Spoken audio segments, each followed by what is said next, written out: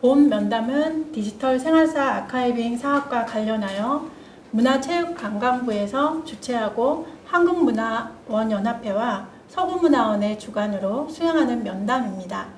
일시는 2022년 8월 20일 토요일 오전 10시이며 장소는 서구문화원 강의실입니다. 구술자는 김수인 선생님이며 면담자는 권기숙 기록가입니다. 그럼 1회차 인터뷰를 시작하겠습니다. 네. 선생님 본 면담에 들어가기에 앞서서 이번에 저희가 구술체로 프로젝트를 하게 된 배경을 잠시 말씀드릴게요. 예, 인천 서구가 그동안 다발적 급진적 도시 개발로 인해서 그동안 많은 이주민이 발생했습니다. 하지만 그에 반해서 성남 3동은 눈에 띄게 변화된 모습이 없었다는 주민들의 말씀이 있으셨어요. 네, 대답을 좀 해주세요. 네, 이런 이유로 타 지역으로 이주를 한 주민들도 있었다고 합니다. 그래서 이 과정을 지켜본 정주민을 비롯해서 타 지역에서 성남 3동으로 이주한 선주민과 성남 3동에서 타 지역으로 이주한 이주민들의 생각을 저희가 이번에 기록으로 남기고자 합니다. 네. 1차 면담에서는 선생님의 과거 기억을 돕기 위해 생애사에 관한 질문을 주로 드릴 거고요. 2차 면담에서는 이슈에 관한 질문을 다루게 됩니다. 네, 면담 흐름에 따라서 준비된 질문은 순서가 바뀔 수도 있고 중복적으로 다뤄줄 수 있다는 점 미리 양해를 구할게요. 네. 네. 선생님은 그럼 몇 년도에 태어나셨어요? 1971년도에 태어났습니다. 네. 그럼 태어나신 지역은 어디세요? 지금은 인천이고요. 네. 강화, 네. 성모도에서 성모도. 태어났습니다. 네. 그 당시에 가족 구성원은 어떻게 되세요? 저 형제가 2남 2녀고요. 네. 큰 누나, 형, 네. 그다음에 둘째 누나, 그리고 제가 막내 차남입니다. 네. 어린 시절 부모님과 혹시 자주 왕래했던 친척분이 계셨을까요? 저희가 이제 강화에 살게 됐던 배경이 저희 4남매 중에서 저희 큰 누나하고 형은 저희 본 적이 충청도예요, 충남. 그쪽에서 태어났고 저희 작은 누나하고 저는 강화에서 태어났어요. 네. 그런데 이제 충청도 지역에서 강화는 꽤 먼 거리인데 아버지 일 때문에 강화에서 와서 살게 됐었거든요. 그 당시에 지금도 이제 성모도 그 보문사 그 앞쪽에 보면 바다를 막은 그곳이 있는데 그쪽에 돌공사, 바다를 막는 돌공사를 하기 위해서 오셔서 아예 정착을 하게 됐죠, 강화에 대해서. 그러다 보니까 과거에는 지금처럼 교통이 많이 발달되지도 않았고, 그리고 과거에는 지금은 강화 본섬에서 성모도를 잇는 다리가 있는데 그게 생긴 지 불과 이제 몇 년이 안 됐거든요. 그래서 그러다 보니까 친척들하고 왕래는 거의 없었던 거 아닌가 싶은데 서울에 저희 고모님이 한 분 사셨어요.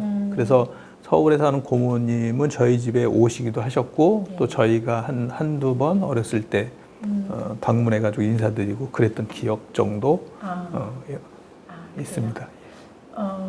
그러면 어린 시절에 부모님과 선생님이 자주 다니셨던 장소가 있을까요?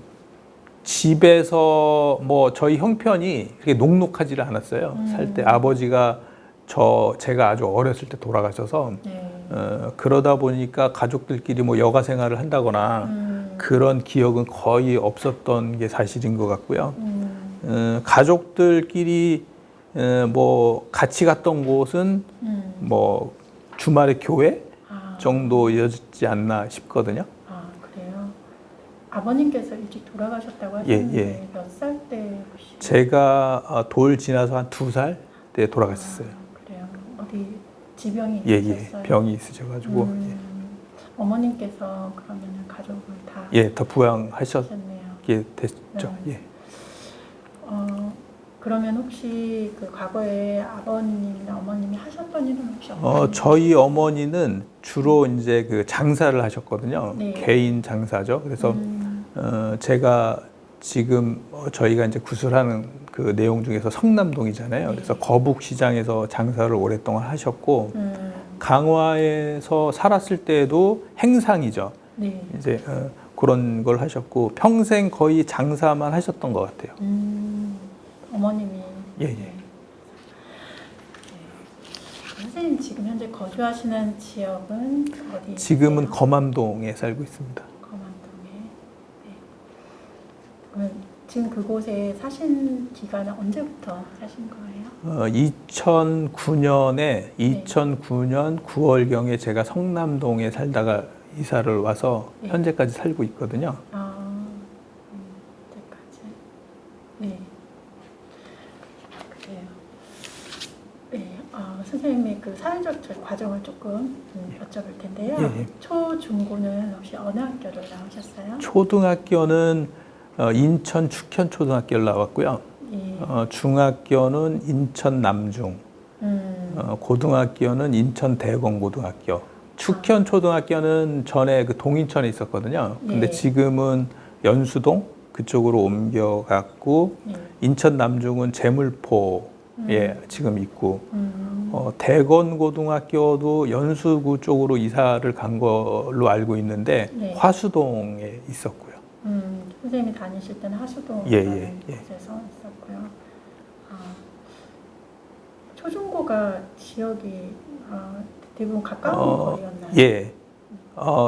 먼 거리였어요. 다 버스 타고 다녔고 근데 초등학교는 제가 동인천의 전동에 살았었어요. 전동하고 화평동 그쪽 지역에 살다 보니까 그 주위에 있는 학교가 이제 축현초등학교거든요. 거기 다녔었고 초등학교 3학년 때쯤, 2학년 말 3학년 때쯤 성남동으로 이사를 오게 돼서 그때부터 이제 거의 학교를 다 버스를 타고 다녔죠.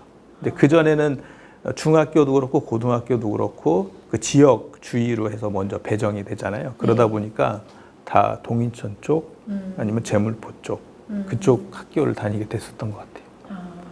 그래요. 학창 시절에 이제 초중고 이렇게 생활을 이렇게 좀 하셨는데 유년 시절에 사실 생각나는 추억이 있다면 혹시 어떤 게 있을까요? 학교 다니면서의 추억은 뭐 친구들하고 뭐 여러 가지 뭐 놀이를 한다거나 뭐 그런 것들 있었잖아요. 근데 초등학교 때 제가 그 생각나는 것 중에 하나가 잊혀지지 않는 게 뭐 특별한 거는 아닌데요. 그 이석기라는 친구가 있었어요. 초등학교 5학년, 6학년 정도 때까지 친하게 지냈던 친구인 것 같은데 그 당시에 저는 이제 집이 성남동이었잖아요. 성남동으로 이사 와서 학교를 이제 버스 타고 다니는 상황이었는데 그 친구는 이제 동인천에 살고 저희 집에 TV가 없었어요. 그 당시에. 근데 그 당시에 아주 유명한 그 사회적으로 아주 센세이션을 일으켰던 그 드라마 중에서 외국 드라마인데 V라고 있었어요. 그 외계인이 침공을 해온 건데 지구에 그 외계인이 사람의 이 가면을 쓰고 이제 온 거예요. 근데 사실은 그 파충류, 쥐 잡아먹고 그런 파충류였던 그런 드라마였는데 그게 일요일 날 저녁 때 시리즈로 계속 방영을 했었어요. 근데 전국적으로 유명하니까 그걸 보기 위해서 일요일 날 친구 집에 방문해가지고 그 친구가 또 공교롭게도 부모님들이 다 바빠가지고 주말에도 그냥 그 부모님들 손길 없이 자매가 둘이 있던 그런 친구였어요. 그러다 보니까 자연스럽게 같은 형제처럼 지내면서 그랬던 기억도 나고요. 그리고 그 지금은 뭐 사회적으로 그렇지 않지만 지금은 뭐 당구장 가고 그런 거 학생들이 그런 게 뭐 흠이 되진 않잖아요. 근데 그 당시에는 오락실 가는 거 학교에서 뭐 절대 반대였고 뭐 중학교 고등학교 때까지만 해도 당구장 가는 거는 뭐 불량 학생들이 가는 거고 물론 그곳에 가서 뭐 담배도 피고 이제 그런 문제 때문에 학교에서는 하지 말라고 그랬지만 사실은 지금은 그런 거보다는 스포츠에 관심이 더 집중 그렇잖아요. 그래서 그런데 초등학교 때 어쨌든 그 친구들하고 오락실을 좀 많이 갔었던 것 같아요. 그러다 보면 이제 담임 선생님이 그 사회적으로 그게 맞는지 모르겠는데 이제 그 지령을 내리죠. 아이들한테 오락실 가다가 가는 애들 있으면 이름 적어갖고 와. 그래서 여자애들이 좀 담임 선생님보다 일르죠. 제 네. 김수인하고 누구 오락실 갔대요. 그러면 네. 월요일 날 뭐 이런 데 가서 선생님한테 혼도 나고 그런 기억들도 좀 있고요. 방학 때 학교 교정에 있는 대추 나무에 대추 열매를 따다가 또 교장 선생님한테 붙잡혀서 반 이름 적혔던 그런 기억도 있고 뭐 그 정도가 아닐까 싶습니다. 네. 다양한 추억이신데요.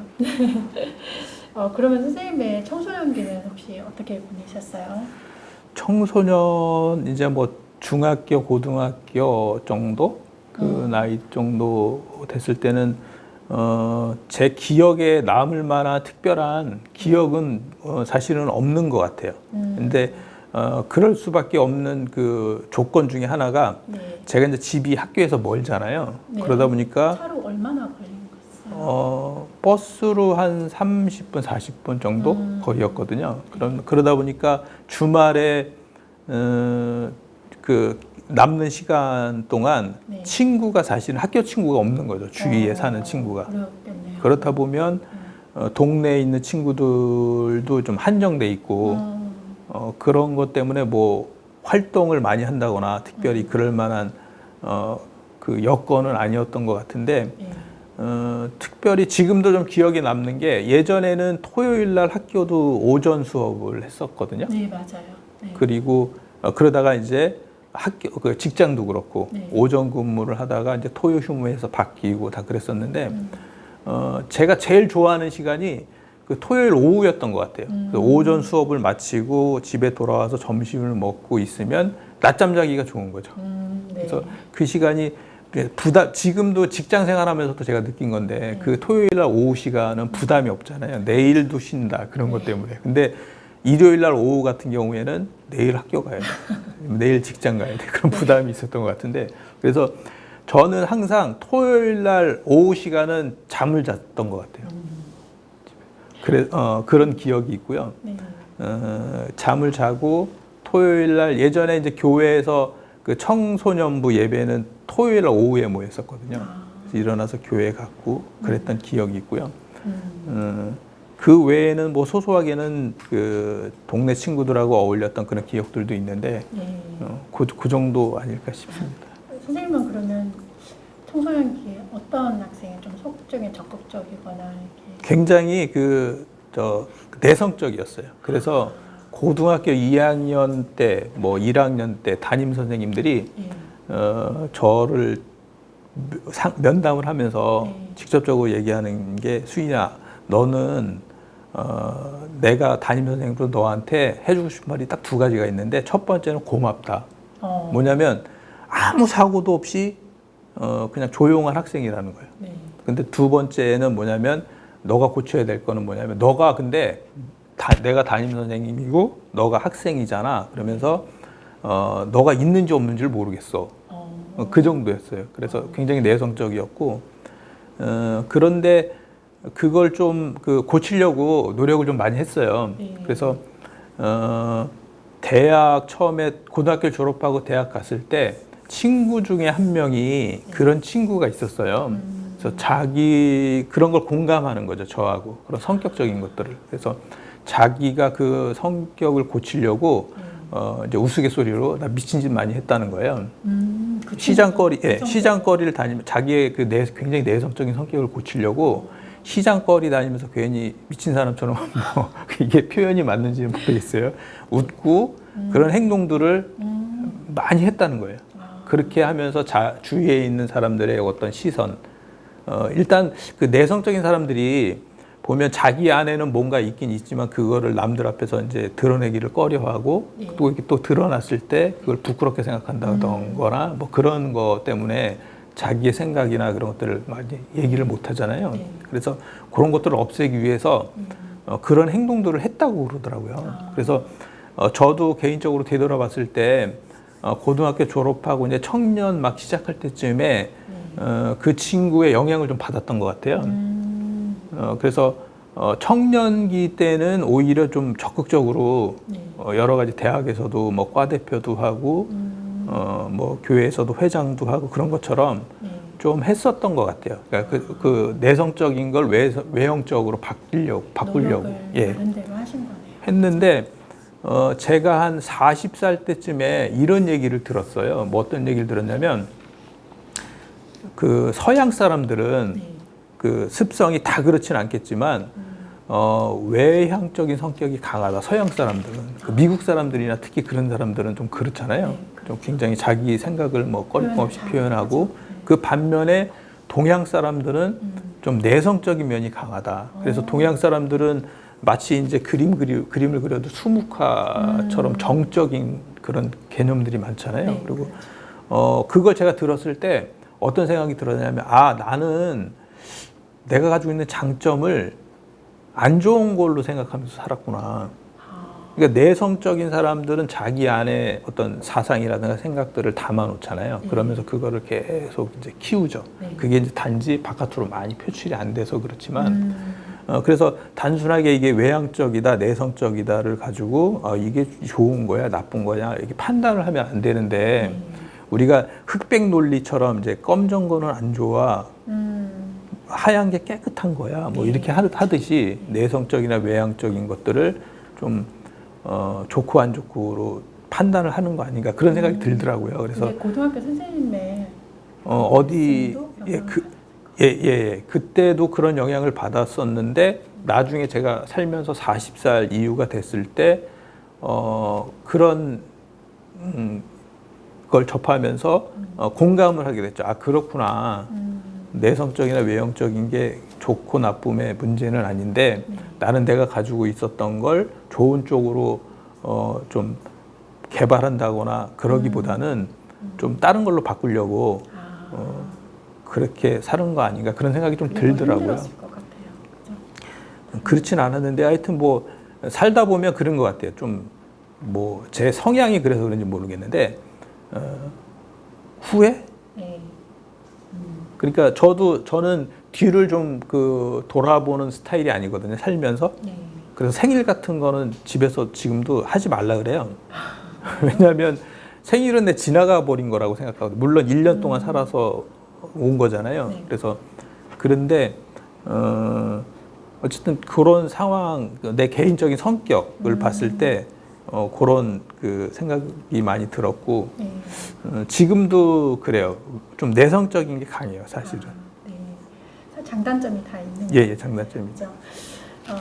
그럼 다음 질문을 좀 다른 걸로 넘어갈게요. 그럼 어머님께서 자녀분들을 이제 양육을 하시면서 주 양육자가 되셨을 것 같아요. 예. 어머님의 나름 자녀들의 교육 철학이라고 혹시 있다면 항상 뭔가를 얘기하셨을 것 같아요. 예, 저희 어머니는 한국의 이제 부모님들이 대부분 이제 교육열이 굉장히 강하시잖아요. 근데 저희 어머니도 그러셨어요. 그래서 저희 형이 개인적인 일이지만 저희 형이 이제 미국에 가서 박사학위 공부도 하고 이제 그러셨거든요. 근데 그런 면에 있어서 저보다 이제 공부를 더 많이 한 거죠, 올해. 저희 형 같은 경우는. 네. 근데 이남 이녀를 먹이셨어야 되는데 네. 그 중에서 흔히 저도 이제 저희 아이들 키우면서 갈등하고 겪게 되는 문제인데 항상 그 생활비가 쭉 교육비 뭐 주식 뭐 이렇게 쭉 있으면 네. 그 중에 제일 줄이기 쉬운 게 네.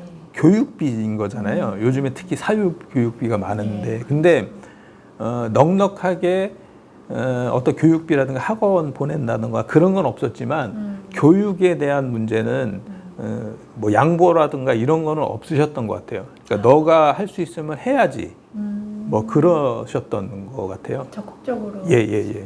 특히 저희 어머니께서 이제 저희들 자녀들에게 하시는 말씀 중에 뭐냐면 내가 못 배운 게 한이 된다. 그러면서 뭐라 그러냐면 저희 아버지를 빗대가지고 당신 남편을 빗대가지고 하시는 말씀이 예전에는 그 면사무소 뭐 그렇잖아요, 시골에. 네. 그래서 가서 애들 출생신고도 하고 뭐 해야 되는데 그게 매끄럽게 안 된다는 거예요. 그래서 저희 어머니가 그게 한이 됐었는데 옛날 분은 그 지금 공무원들에 대한 그러니까 공무원들은 저 사람들 많이 배운 사람들이야 뭐 이런 그 특히 시골에서는 그래서 사실은 그런 분들이 대소사 뭐 그 지역 일들을 대신 다 해주고 행정적인 것들 다 그러시잖아요. 그렇죠. 그러다 보니까 우리 큰아들, 아들은 넌 공무원 해야 돼. 저한테도 그런 말씀을 하셨었거든요. 너는 공무원을 해라. 근데 그게 평생 한이 되셨던 것 같아요. 그런 배움에 대한 말씀을 저는 듣기가 싫었어요. 왜냐하면 제가 생각하기에 공무원이 좀 너무 좀 딱딱하고 좀 그런 거 아닌가 그랬었는데 지금은 좀 요즘에는 다르지만 공무원 시험의 경쟁률이 뭐 2대 3대 4대 1 정도밖에 안 된다고 그러는데 몇 년 전만 해도 뭐 수십 대 1이었잖아요. 근데 그 당시에는 부모 말씀을 들어야 된다. 네. 그래서 저희 어머니는 교육연에 대해서만큼은 당신은 못 배우셨지만 제한선이 없었던 분이었어요. 그래요. 그럼 그 당시에는 나름 학원 안 다녀도 집에서 참고서나 학교에서 가르친 그 교육으로 계속 공부를 했겠네요. 그렇죠? 학원도 물론 그때는. 예, 학원은 다닌 적이 없고요. 네. 저 같은 경우는 뭐 유치원 이런 것들은 뭐 나중에 커서 알았어요. 유치원도 있구나. 그런데 제 기억에 초등학교 때 예전에 전과라 그랬거든요. 전과. 네, 맞아요. 요즘에 그 참고서. 그러니까 전 과목이 다 들어있는 참고서인 네. 거죠. 그거를 한 번 정도 사주셨던 것 같아요. 근데 요즘에도 그 수능 시험 봐서 만점 받은 학생들한테 인터뷰를 해보면 거의 대부분 이런 얘기 나오잖아요. 저는 혼자 했어요. 교과서만 봤어요. 그러잖아요. 맞아요. 근데 제가 이건 제 자랑이 아니고 네.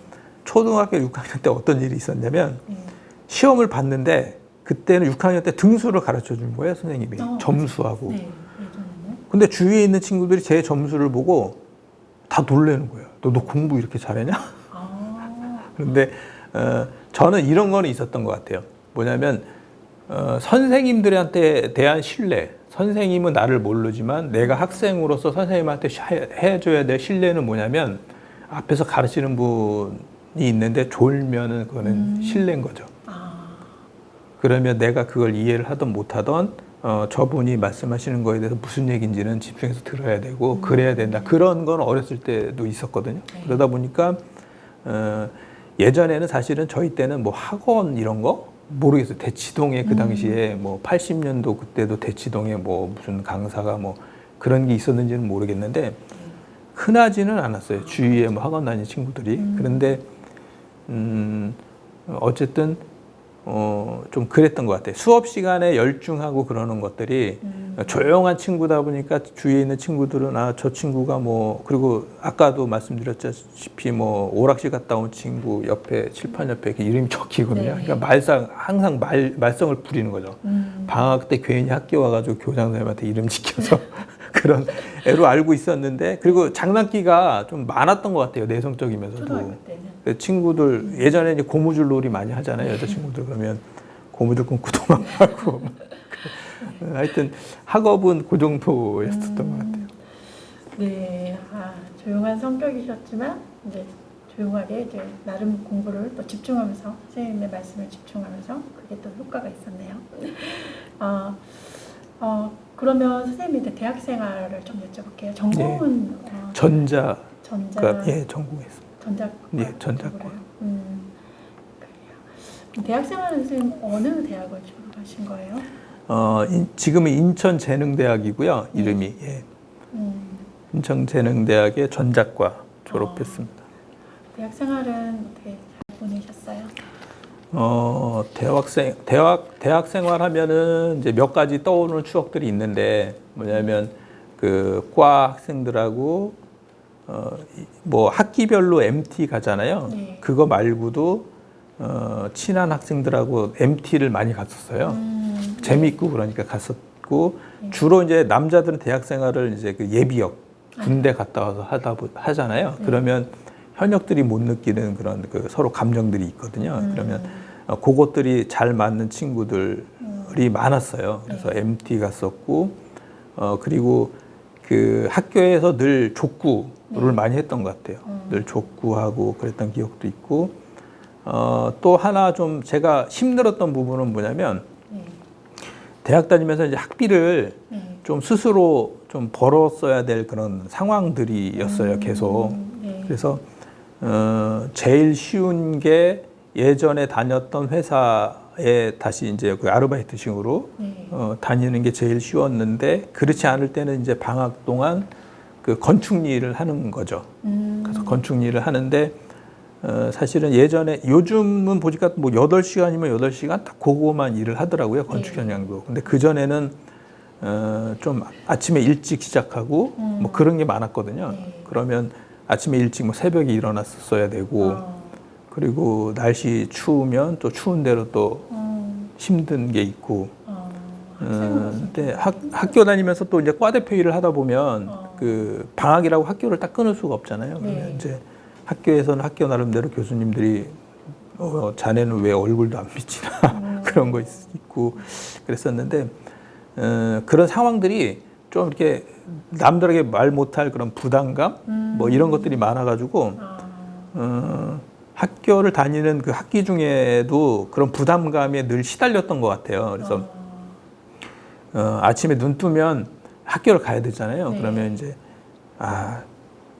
학교를 그만둬야 되는 거 아닌가? 고민이 이거 내가 뭘 많으셨겠어요. 부경화를 하려고 이렇게 힘들게 다니나 그런 생각들도 좀 했었던 것 같고 저보다 더 어려운 친구도 있었어요. 근데 그게 좀 저를 버틴다고 그러나? 충분히 다닐 수 있는 여건이었어요. 그렇다고 해서 돈 없어갖고 뭐 대학 못 다닌다는 거는 지금도 제가 가지고 있는 관념 중에서는 그거는 자기 핑계고 얼마든지 다닐 수는 있는 거죠. 돈 문제가 아니라. 그런데 이제 과 대표를 하다 보니까 여러 부류의 친구들을 이제 교수하고도 이제 상담을 하게 되고 교수님하고 그렇잖아요. 근데 그 중에서 이제 점심값이 없어갖고 점심을 못 먹는 친구들도 있었어요. 없을 것 같은데 그런 친구도 있더라고요. 그러면 항상 어떤 강의가 끝나고 이제 다 점심 먹으러 가는데 유독 어느 친구는 강의실에 남아 있는 거예요. 그러면 야 너는 왜 안 가냐? 그러면 그냥 뭐 안 먹을래요. 그러는 거예요. 근데 그게 하루 이틀이 아니고 계속 뭐 그러면 뻔히 이제 제가 형편이 어렵다는 거를 이제 좀 아는데 가자. 그래서 같이 점심을 먹었었는데 지금도 그런 친구들하고 만나거든요. 근데 항상 그 얘기를 해요. 형, 나 그때 너무 고마웠다고. 근데 저는 별걸 아니었는데 하여튼 사람 사는 게 좀 그런 거 아닌가 싶더라고요. 네. 그런 것들도 기억에 있고요. MT를 자주 갔었어요. 친구들하고. 그래서 가평, 뭐 그쪽 있잖아요. 청평 그쪽으로 많이 가잖아요. 요즘도 많이 가는 것 같더라고요. 그래서 그쪽에 가서 애들하고 족구도 하고 뭐 낚시도 하고 막 그랬었던 기억이 나는데 학생들은 너나 할 것 없이 뭐 돈이 없잖아요. 네. 그러면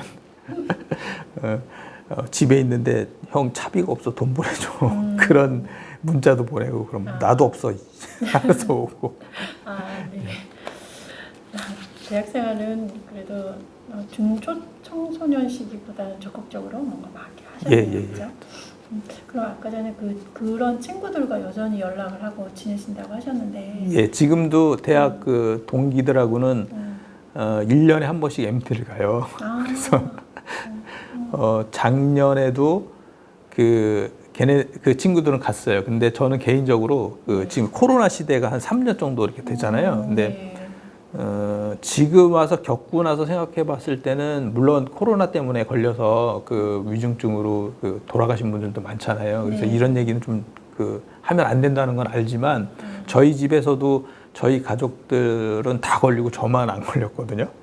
안 걸렸다는 게 그냥 뭐 검사에서 양성이 안 나왔다는 거예요. 근데 뭐 특별한 증상도 있었던 적은 없었고 그렇지만 제 아내가 좀 기저질환처럼 좀 이렇게 몸이 좀 약해요. 그래서 혈압도 고위험군이고 당뇨도 고위험군이에요. 그러니까 약물 치료할 정도는 아니고 딱 그 선이에요. 그리고 갑상선이 예전부터 있었고 그래서 코로나 시대의 기저질환자들한테 위험하다고 그런 정보를 접했을 때 제 아내가 가장 좀 걱정이 많이 되더라고요. 어쨌든 그래서 작년에는 제가 못 갔고 안 갔고 올해는 이천에 모여서 1박 2일, 2박 3일 하는 친구들도 있어요. 같이 놀고 그러고요. 이제 다 중년인 거잖아요. 자, 중년이다 보니까 제가 느끼는 게 과거를 많이 회상하는 것 같아요. 사람들이. 그래서 예전에 그 즐거움이 있잖아요. 네. 근데 저도 참 그런 것 같아요. 그 친구들 만나면 모든 게 다 즐거워. 그리고 웃음을 제일 많이 웃는 것 같아요. 1년 중에 그 친구들 만나서 웃을 때가 제일 1년 거를 아마 거의 다 웃고 오는 것 같아요. 그러다 보니까 그 친구들도 그런 모임이 이제 소중한 거고, 그래서 만나서 뭘 하는 게 중요한 게 아니라 그냥 그 같이 예전에 그 즐거움을 공유할 수 있는 사람들이 모인다는 것 자체가 좋은 것 같더라고요. 그래서 그러면 그 친구분들은 대부분 어느 지역을 사시는 거예요? 거의 경기도의 전국에 살아요. 많이 살아요.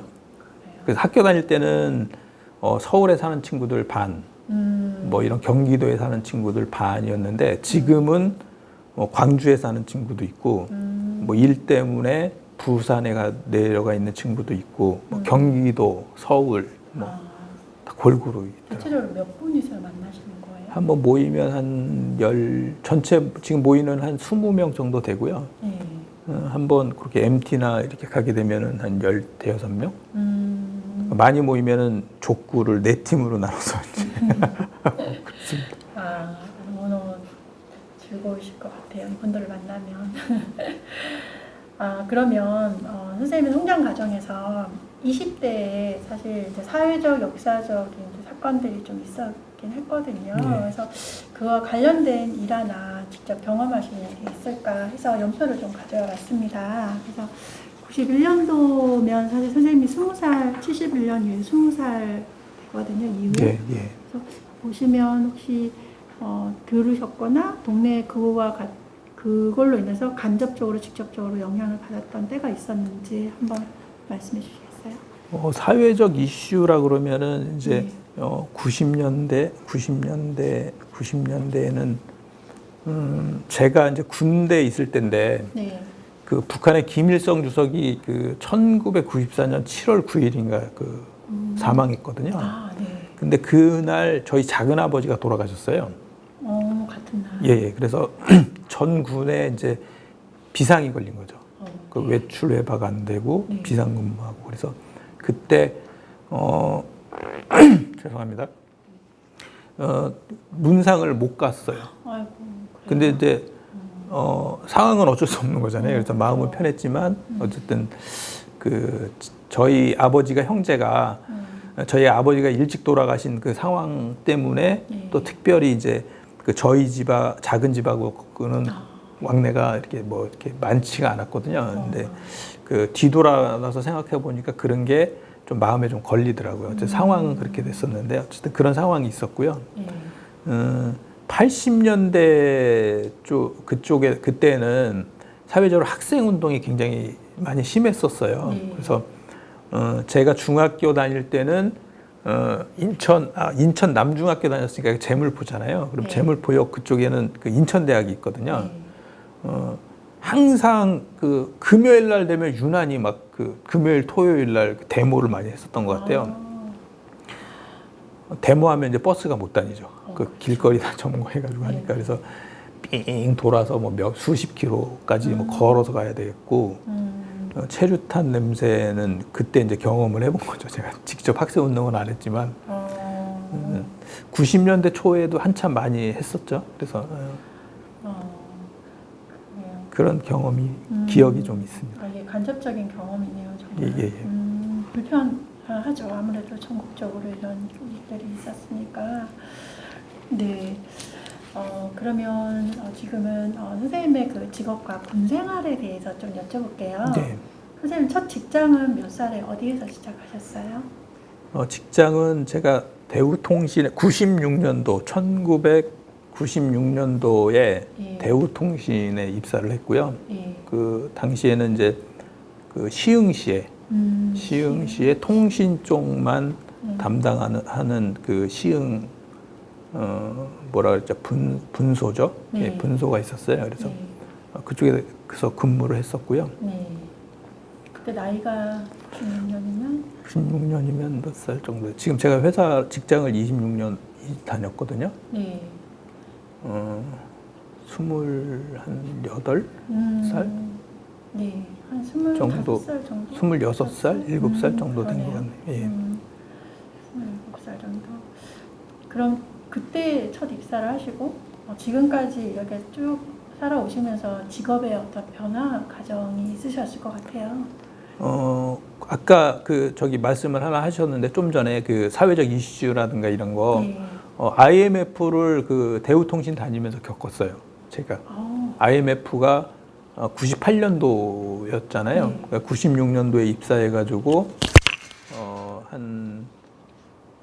한참 회사에서 일을 할 때죠. 이제 3년 정도 이렇게 지났을 때니까.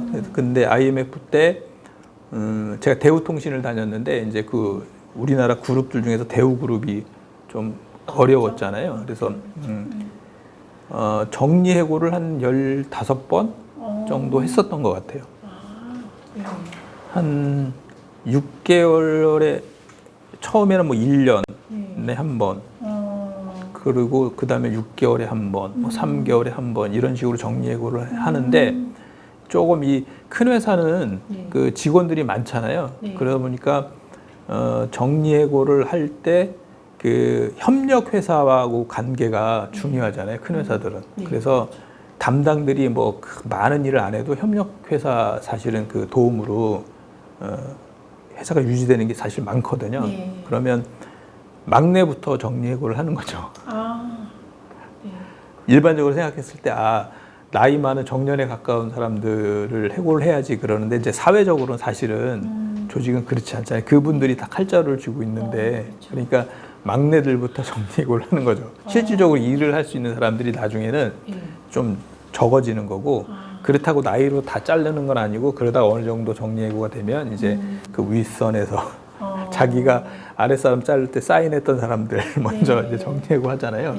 네. 그런 과정을 겪었었고 96년도에 이제 제가 회사에 처음에 딱 입사했을 때 어떤 생각이 들었냐면요. 그 당시에는 토요일 날 오전 근무를 했었거든요. 네. 그러면 제가 아까도 말씀드린 학창 시절 때처럼 그런 감정인 거예요. 굉장히 여유로운 거예요. 토요일 날은 출근을 해도 사람들이 별 일을 안 해요. 왜냐면 4시간이 있으면 퇴근할 거니까 뭐 특별히 지금 뭐 일을 막 만들어 가지고 하면 또 정리가 안 되잖아요. 그래서 굉장히 여유롭고 그리고 끝나면 이제 직원들하고 같이 뭐 점심 먹고 네. 당구 치고 그다음에 저녁 때 돼서 뭐 맥주 한 잔씩 하고 그런 생활이었거든요. 네.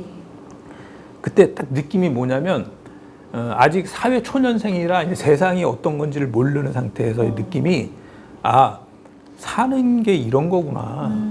우리 부모님이 다 이렇게 살았나 보구나. 네. 직장 다니면 특별히 내가 뭐 막 힘쓰고 그렇지 않아도 한 달 지나면 월급을 줘. 나한테 맡겨진 일은 그냥 하면 돼. 그리고 직장 동료들하고 어울리고 뭔가 아무 근심도 없고 걱정도 없는 거예요. 그러니까 그 당시는 이제 회사 생활에서는 이제 그 연배가 어리니까 네. 뭐에 대한 책임감이나 이런 게 좀 덜하잖아요. 네. 그래서 특히 그랬던 것 같아요. 그래서 사는 게 이런 거구나. 이런 거구나. 너무 편안하구나. 이제 그런 생각을 했었는데 네. IMF가 시작되면서 이제 그런 게 아니라는 걸 아는 거죠. 이게 아니구나. 근데 한 가지 저는 지금도 저희 이제 그 회사가 몇 번 그 바뀌고 주주들이 바뀌고 그러면서 이제 대표이사들 바뀐 대표이사들하고 이야기를 할 기회가 생기잖아요. 그럴 때마다 이분이 대우통신 때 있었던 그런 분은 아니지만 제가 꼭 잊지 않고 정말 내 마음속에 남아있는 그 말씀을 드리는 내용이 뭐냐면 그 IMF 시절 때 대우그룹이 무너지면서 정리해고를 한 15번 연태까지를 했고 많이 힘들었습니다. 근데 그러면서도 나간 분 동료들한테 미안하지만 회사한테 고마움을 제가 느끼는 거는 그 기간 동안 월급이 밀렸던 적이 딱 한 번밖에 없었어요. 그것도 금요일 날 나왔어야 되는데 월요일 날 나온 거. 그러니까 IMF 시절에 많은 사람들이 뭐 자기 생명을 끊는 극단적인 뭐 그런 그 엄청 많았잖아요. 그 과정 속에서도 저는 특별히 좀 힘든 게 좀 덜했죠. 내부적으로는 떠나는 직원들 뭐 송별회하고 이번에 정리해고 한다 그러면 그 안에 내가 들어가나? 들어갈 것 같기도 하고 막 그런 스트레스잖아요. 그거 외에는 실제로 벌어지지는 않았죠, 저한테. 그래서 항상 그 대표님들한테 하는 얘기가 회사에 대해서 고맙게 생각합니다. 여태까지 월급이 안 나온 적은 없었고 이틀 밀렸던 적이 딱 한 번밖에 없었습니다. 그래서 그런 고마움들은 가지고 있고요. 그런 IMF에 대한 그런 어려움은 같이 겪었지만 특별히 회사 안에서 어떤 그 울타리 안에 보호를 받고 살았던 거 아닌가 그런 사회적으로는 참 제가 감사하게 생각합니다. 그 부분에 대해서. 지금 그 회사에 쭉 이렇게 예. 회사 생활이 지금 몇 년이신 거예요? 한 27년 차 정도 되는 것 같아요. 지금은 좀 너무 많이 했죠. 제가 요즘에 작년부터는 좀 제가 원래 하던 일에서 새로운 사업을 해요. 네. 그래서 협력업체에서 개발한 걸 가지고 이제 사업을 만들려고 하고 있는데, 네. 그러다 보니까 제가 했던 일을 올해 초에 한 3월 달부터 해서 몇 개월 동안 사원을 새로 뽑아가지고 제가 업무 인수인계를 해줬어요. 근데 제가 모르겠어요. 아직도 철이 없어서 그러는지는 모르겠는데, 그 친구한테 업무 인수인계를 해주고 제가 그 했던 얘기들 중에서 한마디가 뭐냐면, 한 가지가 뭐냐면, 고맙다. 이렇게 얘기를 했거든요. 뭐가 고맙냐. 그래서 내가 사회적으로 요즘 젊은이들이 직장이 없어서 일거리가 없어서 많이 힘들잖아요. 그래서 대학을 졸업하고 대학을 졸업하지 않았어도 변변한 일자리가 없어가지고 많이 힘들어하는 걸로 알고 있고 그게 사회적 이슈가 많이 되는 걸로 알고 있는데 아까도 말씀드렸지만 제가 순진해서 그런지는 모르겠는데 27년 동안 어쨌든 이렇게 편안하게 직장 생활을 하면서 한 거에 대한 고마움, 감사한 거는 있지만 한편으로는 사회적으로 좀 미안한 감격이 있어요. 미안함이. 청년들한테. 내 자리를 물려줘야지 되는데 내가 27년 동안 이걸 꿰차고 있으면 나쁘게 생각하면 안 되잖아요. 어쨌든 제 관점에서 봤을 땐 그런 미안함이 있고, 근데 제가 직장 생활을 30년을 안 했잖아요. 그렇지만 하면서 느낀 건 뭐냐면 정리해고를 15번을 했는데 그 동안 제가 잘리지 않은 이유를 제가 나중에는 이제 알았어요. 뭐냐면 제가 똑똑해서 그런 게 아니에요. 제가 뭘 특별히 잘해서 그런 게 아니고 단지 회사에 제가 필요했기 때문에 쟤는 이 일을 하는데 필요해. 그래서 제가 필요했던 거거든요. 제가 똑똑해서 그런 게 아니고. 필요한 인재. 예. 좋게 얘기하면 그런 거지만 어쨌든 내가 하는 일이 허드렛 일이든 뭐 큰 일이든 작은 일이든 그걸 떠나서 그 순간순간 쟤는 필요해. 이랬던 거죠. 약간 저는 비관적으로 그걸 표현을 했지만 어쨌든 그런 상황이었고 그래서 이런 상황에 대해서 내가 똑똑해 자랑할 만한 일은 절대 아니라고 생각을 하고요. 그래서 그 친구한테도 고맙다. 근데 고마운 게 뭐냐면 지금 전 세계적으로 포화 상태인 거잖아요. 지금 모든 게 다 그렇거든요. 근데 예를 들어서 유동성이 풍부하다고 하는 것도 이제 다 포화거든요.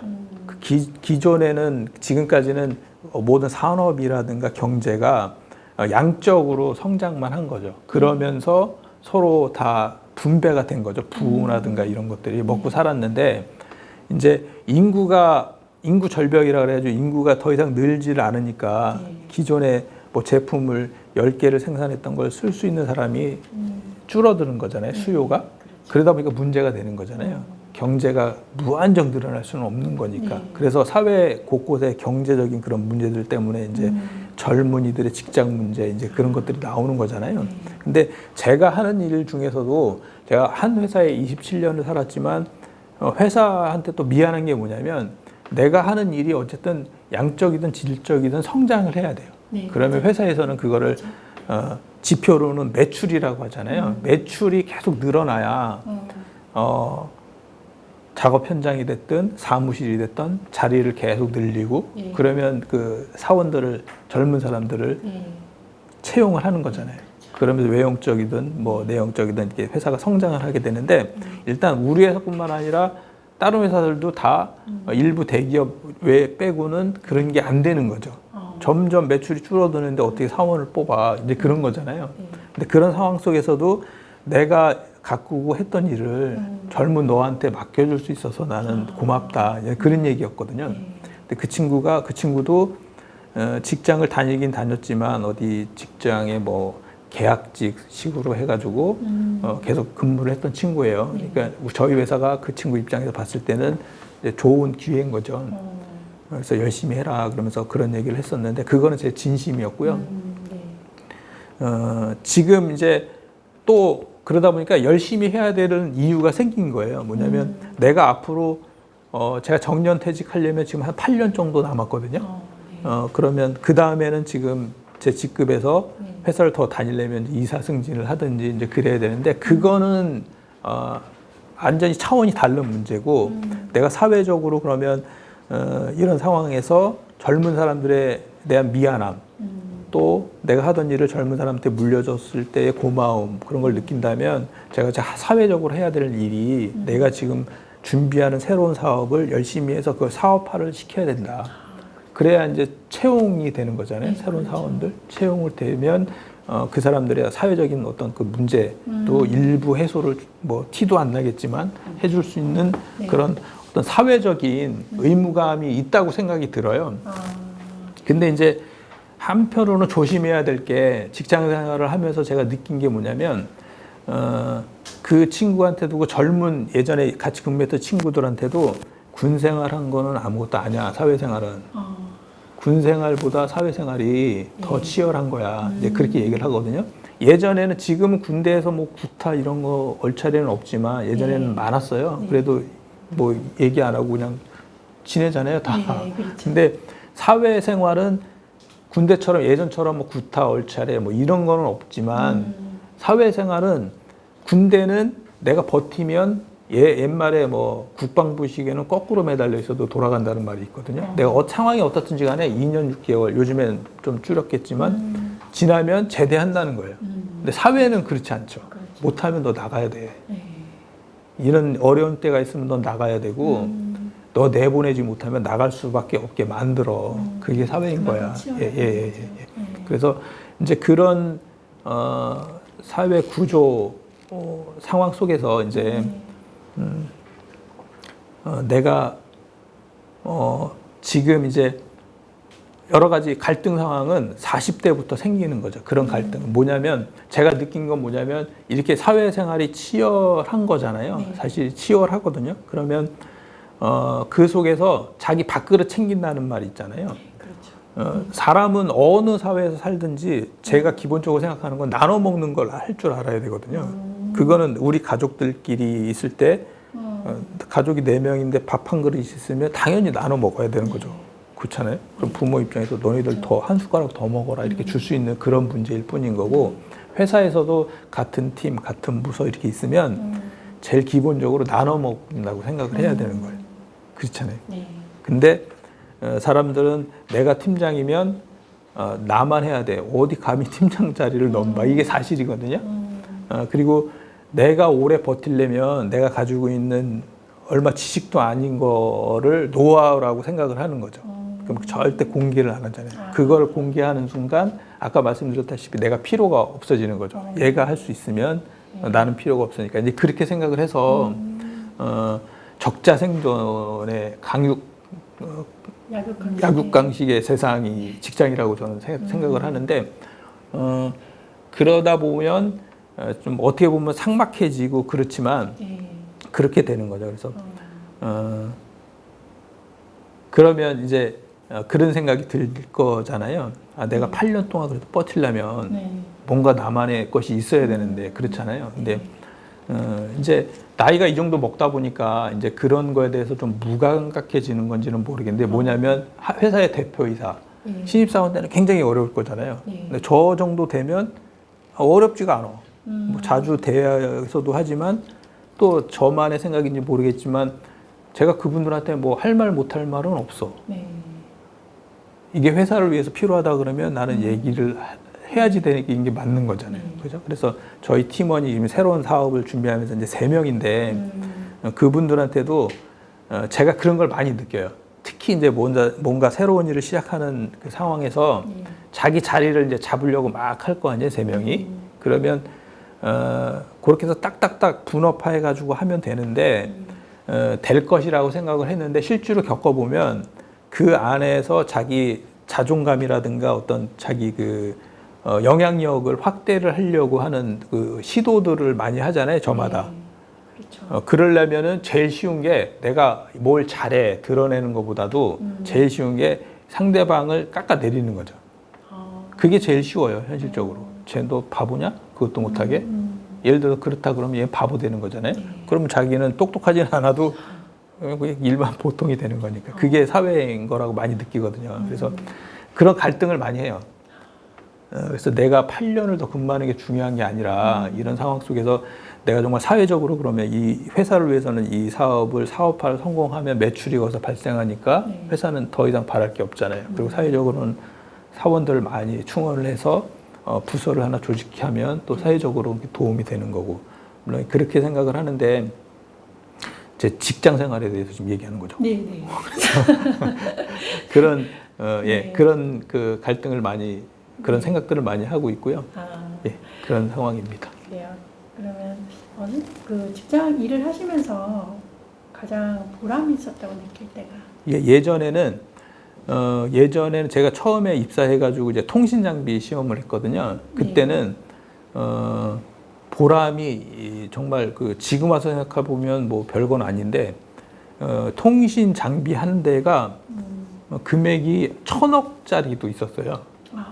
내가 그 통신 장비를 품질 관리하고 시험해가지고 KT 한국통신 이런 데 납품을 하면 보통 한 몇백억, 많은 거는 거의 1,000억 정도 돼요, 장비 가격이.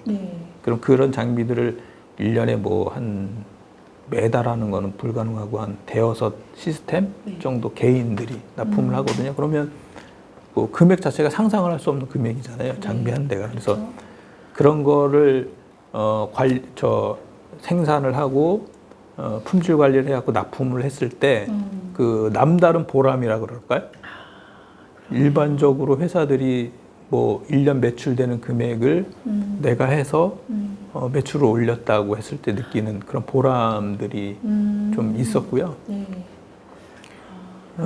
최근에는 제가 개인적으로는 그 제가 하던 일을 젊은 친구에게 그 물려줬다는 그런 보람이 있었습니다. 네, 마인드가 굉장히 귀한 것 같습니다. 네, 선생님 그러면 우리 이 시간 잠시 쉬었다가 가도록 하겠습니다. 네. 수고하셨습니다. 네, 이어서 가겠습니다. 네, 선생님 질문을 좀 드릴게요. 아까 대학 생활에서 학비 마련을 위해서 건축일을 좀 하셨다고 하셨는데 그럼 그 건축일 외에 또 어디에서 일을 하셨나요? 알바 얘기를 아까 하셔서. 제가 그 학교 가기 전에 그럼 기계 일을 좀 했었어요. 선반이라고 쇠 이제 가공하는 일들 그쪽에서도 좀 했었고요, 아르바이트를. 아까 말씀드렸다시피 그 학교 다니면서 건축일 하실 때는 학익여고 예전에 학익여고 처음에 그 지을 때 사촌 형이 그 건설사에 좀 계신 분이 있어서 그분 부탁드려가지고 거기에서 한 달 정도 그 일을 했었는데 그때 기억에 그 안 좋은 기억인데 좀 많이 남는 게 겨울에 이제 춥잖아요. 추운데 그 학교 운동장에서 하루 종일 일을 해야 되고 하는 그 고단함 때문에 저녁 때 이제 집에 오면 몸을 덮여주기 위해서 이제 술을 한 잔 하잖아요. 근데 그때 벌은 돈을 다 술값으로 썼던 것 같아요. 그래요. 그러셨구나. 그러면 지금에서 다니는 곳에서는 뭐 따로 알바를 하고 이러진 않으셨어요? 회사 다니면서요? 살짝 얘기를 하셨던 것 같은데 아니신가? 그 회사 다니면서? 회사 다니면서는 뭐 아르바이트는 한 적은 없고요. 그 학교 다닐 때만 예전에 그러니까 그 아까 드린 말씀이 제가 학교 들어가기 전에 기계 일을 좀 배웠었어요. 그래서 배우던 곳에 가서 뭐 한 달 정도 일을 했었고 말씀이셨구나. 거기에 한 2학기 정도 갔었던 것 같아요. 일을. 네. 그리고 선생님이 종교가 기독교라고 알고 예. 있는데요. 예. 교회 혹시 언제부터 다니셨어요? 교회는 저희가 이제 제가 그 강화도에 살 때, 네. 강화도에 살다가 인천으로 이사 오게 된 계기가 그 특히 성모도에는 그 학교가 중학교밖에 없어요. 네. 형이 이제 고등학교를 갔어야 될 상황이 되니까 당연히 이제 그 인천으로 오게 된 거죠. 그래서 이제 이사를 하게 됐는데 성모도에 살 때 저희 어머님이 이제 교회를 먼저 나가셨고,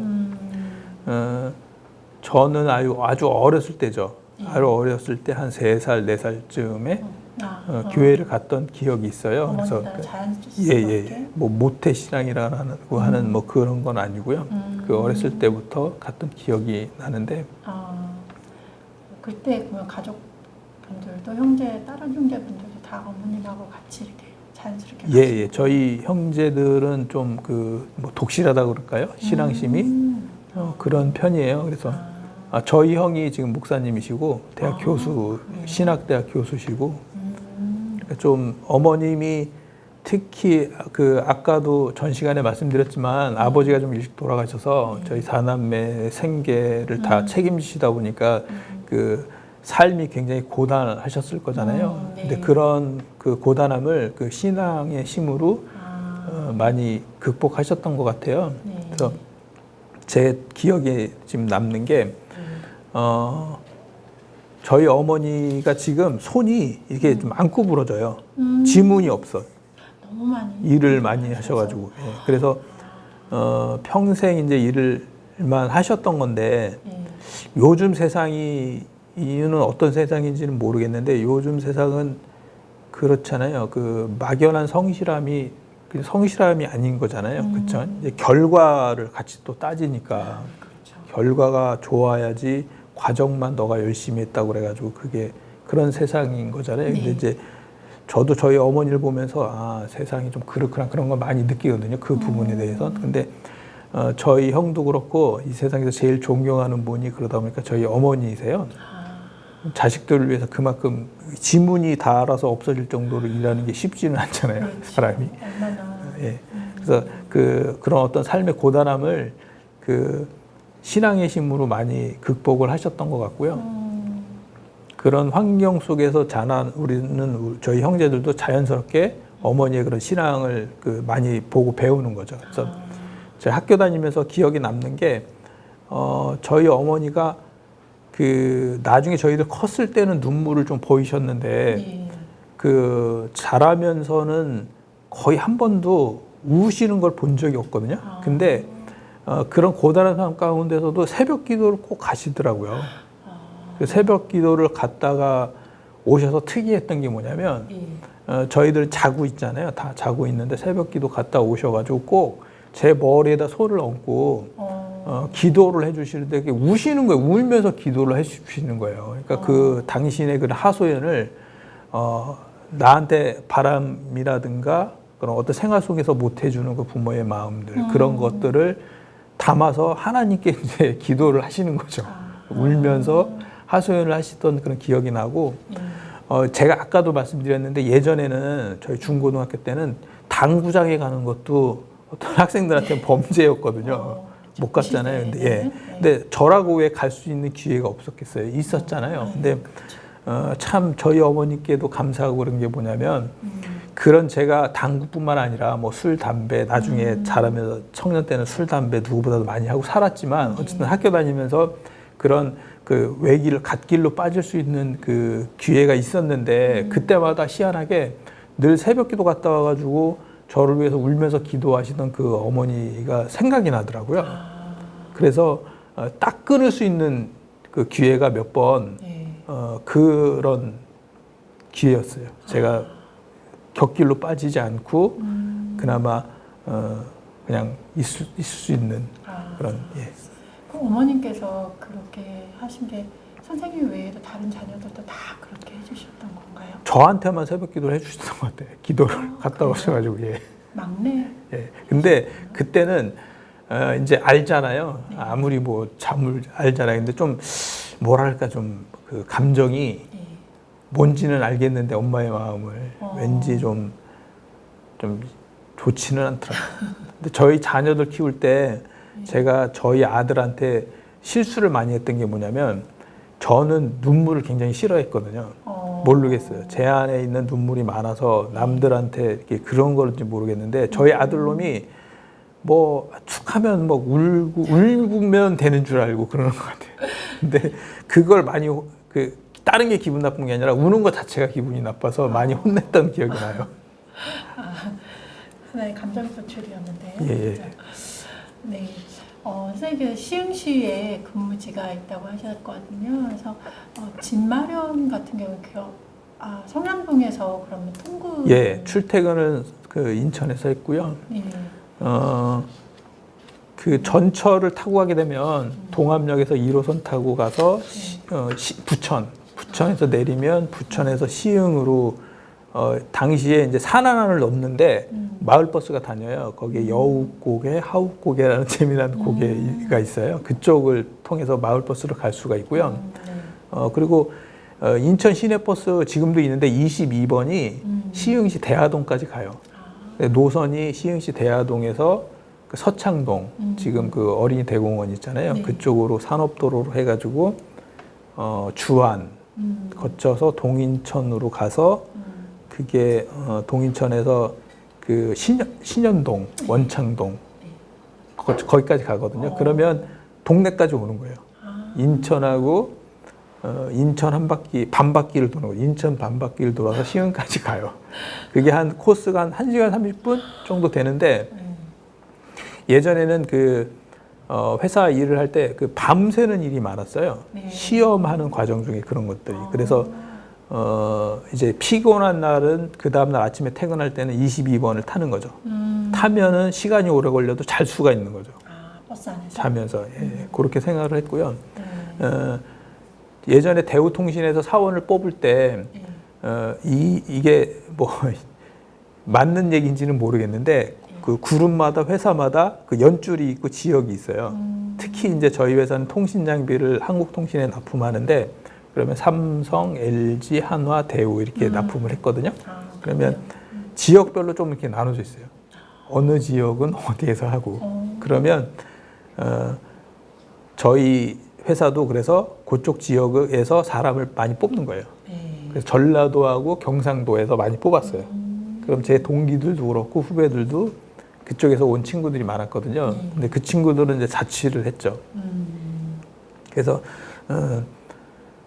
자취하는 친구들, 후배들 집에서도 많이 잤고, 지금은 어떻게 보면 좀 이렇게 말도 안 되는 좀 상황인데 예전에는 그 상황이 어쩌냐면 눈이 많이 오면 버스가 못 다니는 거예요.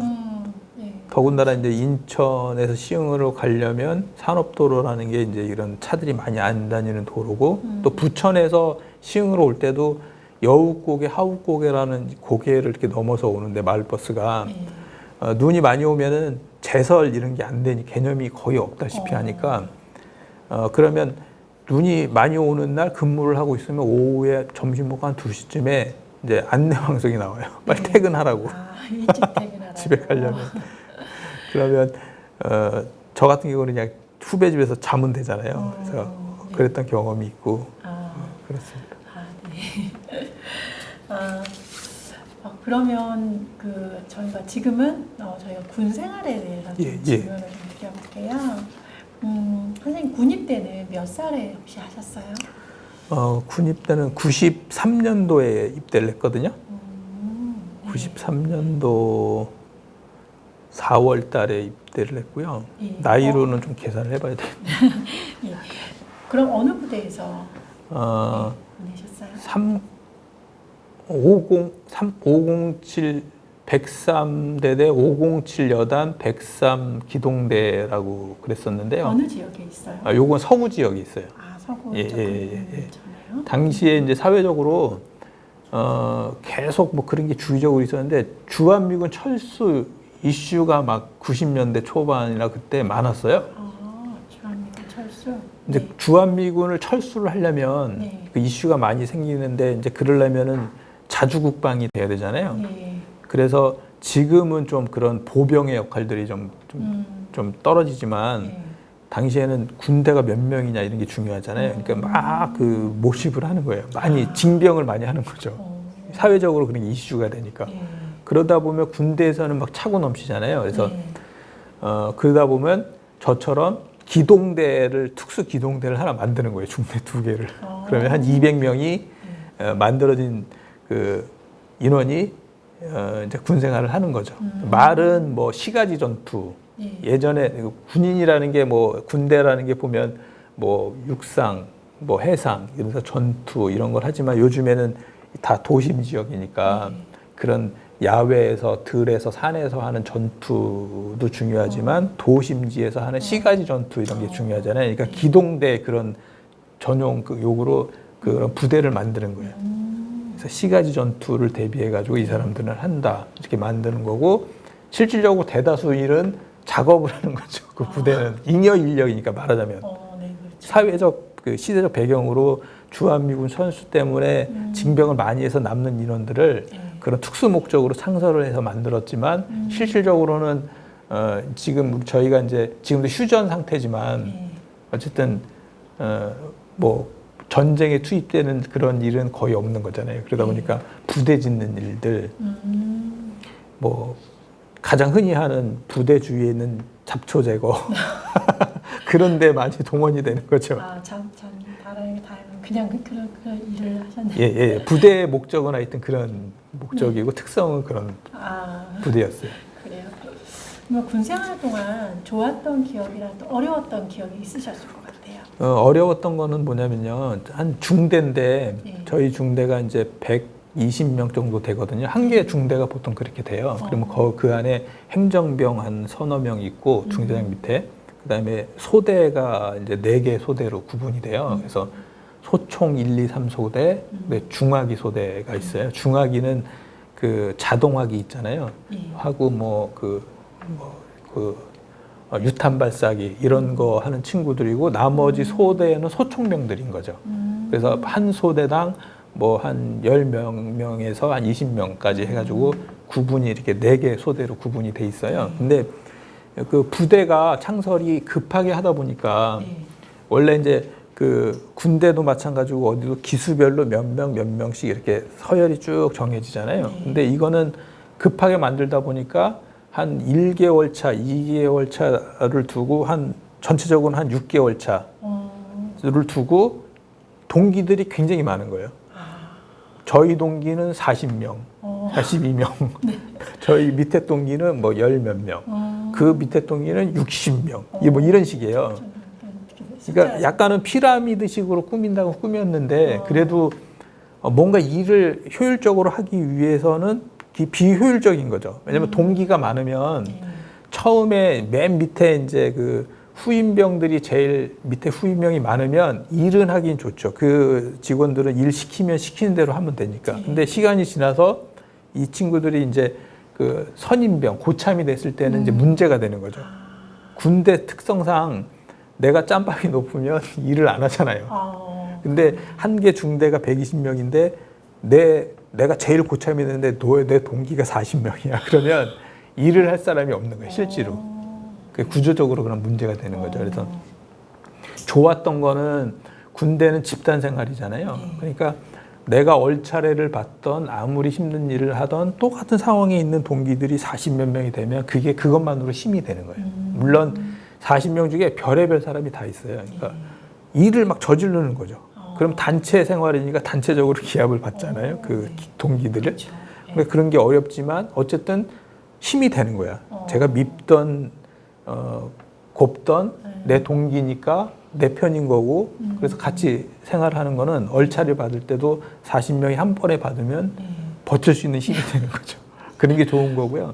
아까 말씀드렸지만 나빴던 거는 이제 시간이 지나서 우리가 이제 중대 선임병이 됐는데 제가 저희 소대의 선임병이었거든요. 군대 때. 그러면 일을 시키잖아요. 작업 일을 시키는데 내 바람은 우리 동기들이 많으니까 동기들이 솔선수범을 해줬어야 돼요. 근데 구역별로 부대 안에 뭐 정비하고 이런 일들을 맡겨서 우리 동기 몇 명, 밑에 후임명들 몇 명 이렇게 나눠서 일을 시키고 네. 1시간, 2시간 후에 가보면 아무것도 안 돼 있는 거예요. 어. 그러면 내가 문책 받는 걸 떠나서 네. 그런 거는 아닌 거잖아요. 그렇죠. 근데 그 이유가 뭐냐면 위에 고참들이 많은데 고참들이 솔선수범을 안 하고 저 그늘에 가서 자고 있어. 그러니까 밑에서 일을 못 하는 거죠.